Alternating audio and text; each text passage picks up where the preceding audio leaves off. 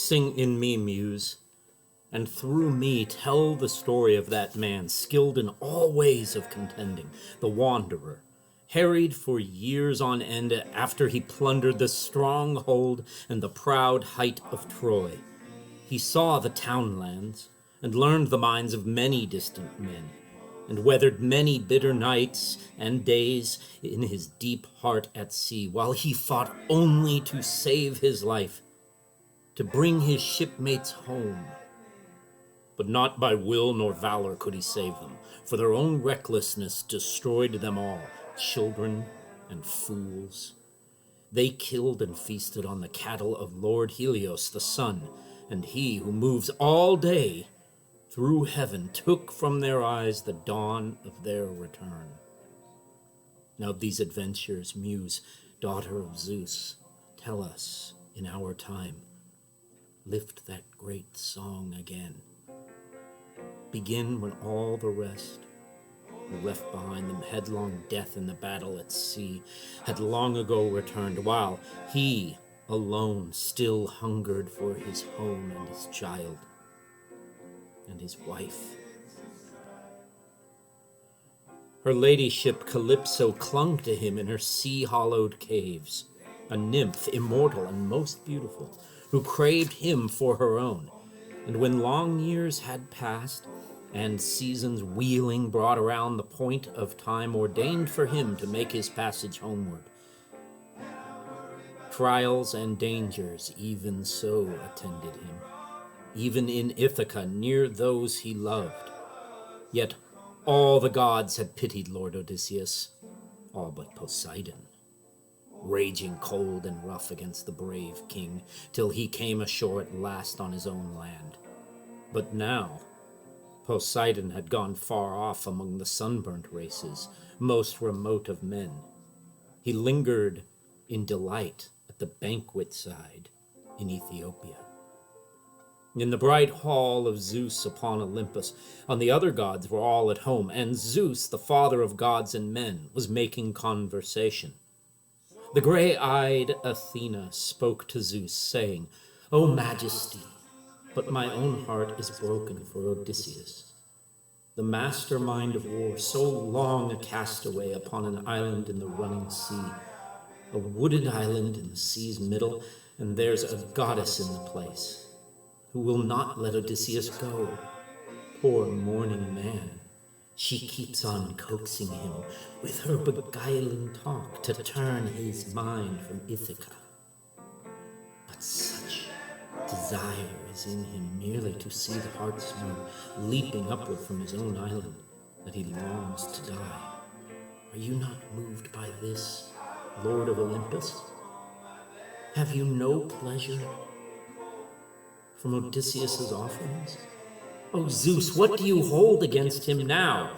And to this the summoner of clouds replied, "My child, what strange remarks you let escape you. Could I not forget that kingly man Odysseus? There is no mortal half so wise. No mortal gave so much to the lords of the open sky. Only the god who laps the land and water, Poseidon, bears the fighter an old grudge since he poked out the eye of Polyphemus, brawniest of the Cyclopses. Now naturally, the god, after the blinding, mind you, he does not kill the man. He only buffets him away from home. But come now, we are all at leisure here. Let us take up this matter for his return, that he may sail. Poseidon must relent, for being quarrelsome will get him nowhere. One god flouting the will of all the other gods." And the gray-eyed goddess Athena answered him, "O Majesty, father of us all, if it now please the blissful gods that wise Odysseus reaches home again, let the wayfinder Hermes cross the sea to the island of Orygia. Let him tell our fixed intent on the nymph with pretty braids, and let the steadfast man depart for home. For my part, I will visit Ithaca to put more courage in his son Telemachus, and arouse him to call an assembly to the islanders, a Chian gentleman with flowing hair.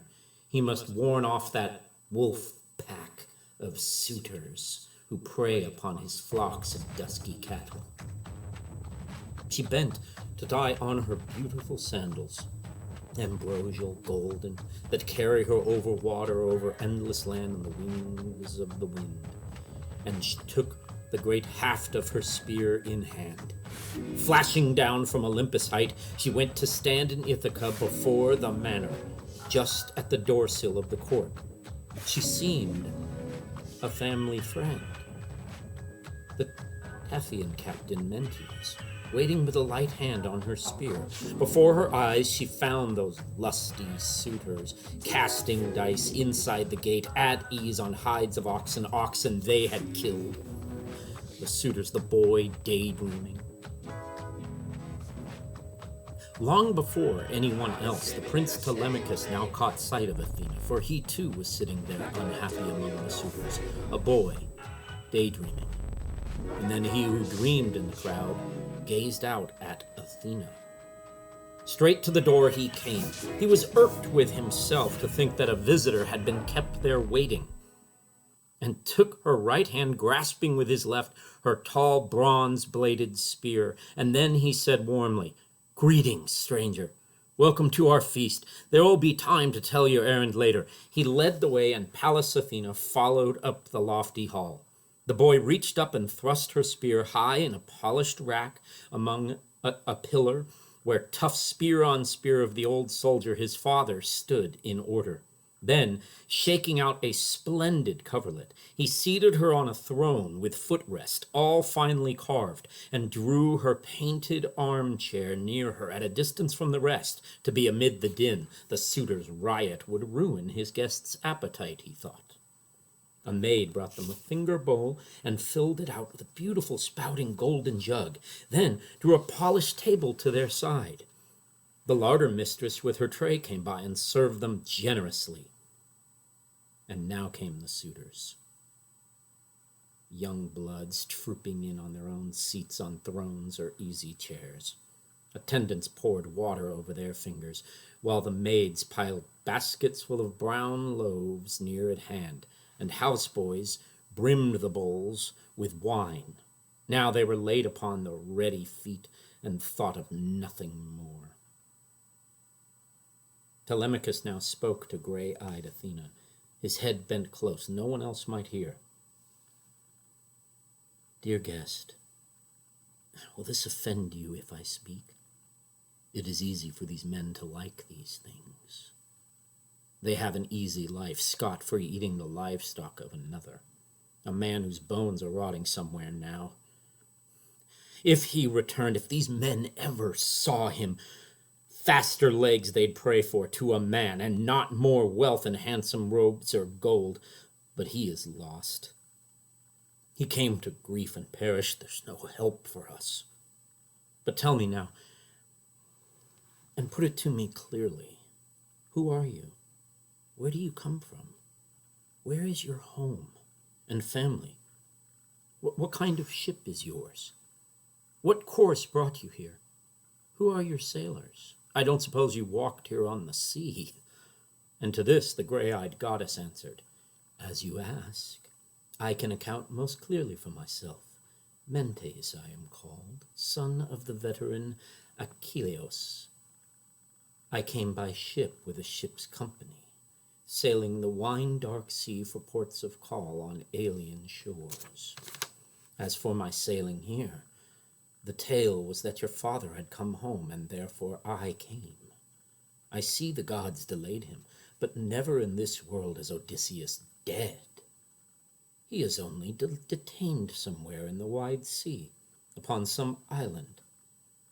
Well, I will forecast for you, as the gods put the strong feeling in me. I see it all. He will not now be long away from Ithaca. But tell me, make this clear to me. You must be, by your looks, Odysseus's son." And thoughtfully Telemachus replied, "Friend, let me put it in the plainest way. My mother says I am his son." And then gray-eyed Athena laughed and said, "The gods decreed no lack of honor in this generation. Such is the son Penelope bore in you. But tell me, and make this clear to me, what gathering What feast is this? How arrogant they all seem, these gluttons, making free use here in your house. A sensible man would blush to be among them. To this Telemachus answered, Evil days have brought it upon us, making my father vanish.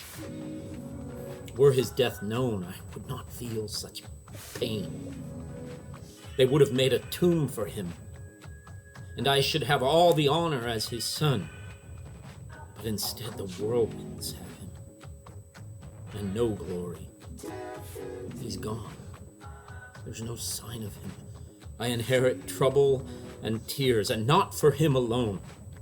For now these lords of the island are here courting my mother, and they use our house as if it were a house to plunder. Spurn them she dares not, though she hates the marriage, nor can she bring herself to choose among them. Meanwhile, they eat their way through all we have. Pallas Athena was disturbed and said, Oh, bitterly you need Odysseus then. High time he came back to engage these upstarts. I wish he saw them stand, helmeted, he in the doorway, holding spear and shield, looking the way he did when I first knew him. I wish these men could meet that man of those days. They'd know their fortune quickly. It would be a cold bed. If I were you, I should take steps to make these men disperse. Listen now and attend to what I say.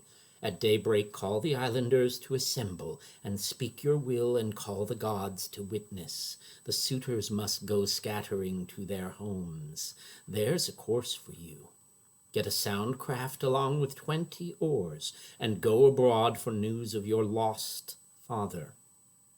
Talk to that noble sage at Pylos Nestor. Then go to Menelaus at Sparta.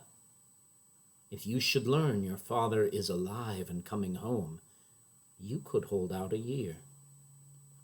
Now when you have done this and seen it done, it will be time to ponder concerning those contenders in your house, how you should kill them, outright or by guile.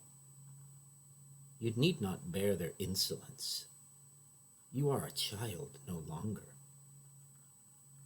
Telemachus replied, Friend, you have done me a kindness, like a father to a son, and I will not forget your counsel ever.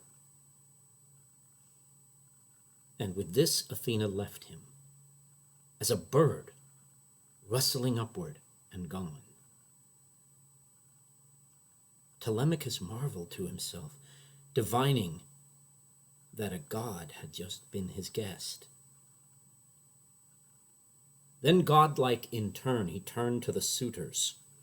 The famous minstrel still sang before them, and they sat still and listened while he sang that bitter song of the homecoming of the Achaeans from Troy. And in her high room, careful Penelope, Icarios' daughter, heeded the holy song.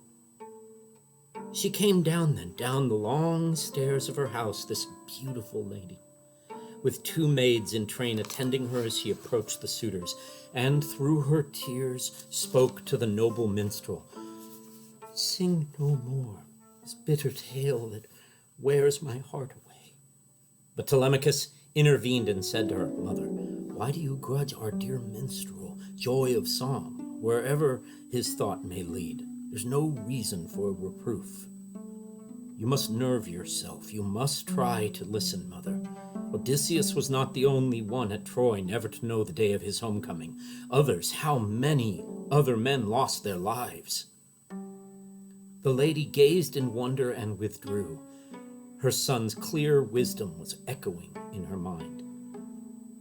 When she returned to her room, she fell to weeping for Odysseus, her husband, and then gray-eyed Athena presently cast a sweet sleep on her eyes.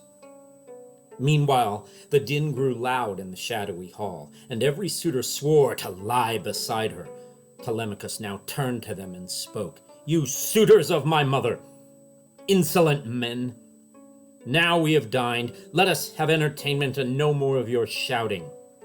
At daybreak we shall sit in assembly, and I shall tell you, take it as you will, you are to leave this house. Go feasting elsewhere, consume someone else's stores. I beg Zeus you get what you deserve. Telemachus's bold speaking stunned them. Antinous, Eupiphes' son, made answer. Telemachus, no doubt the gods themselves are teaching you this high and mighty manner. Zeus forbid you should be king at Ithaca, although you're eligible as your father's son. Telemachus kept his head and answered Antinous. Antinous, you may not like my answer, but I would happily be king if Zeus conferred the prize. Now, all I insist is that I rule our house and rule the slaves my father has won for me. But now the suitors turned to play again, with dance and haunting song. They stayed till nightfall. Indeed, black night came on them at their pleasure, and half asleep, they then each left for their home.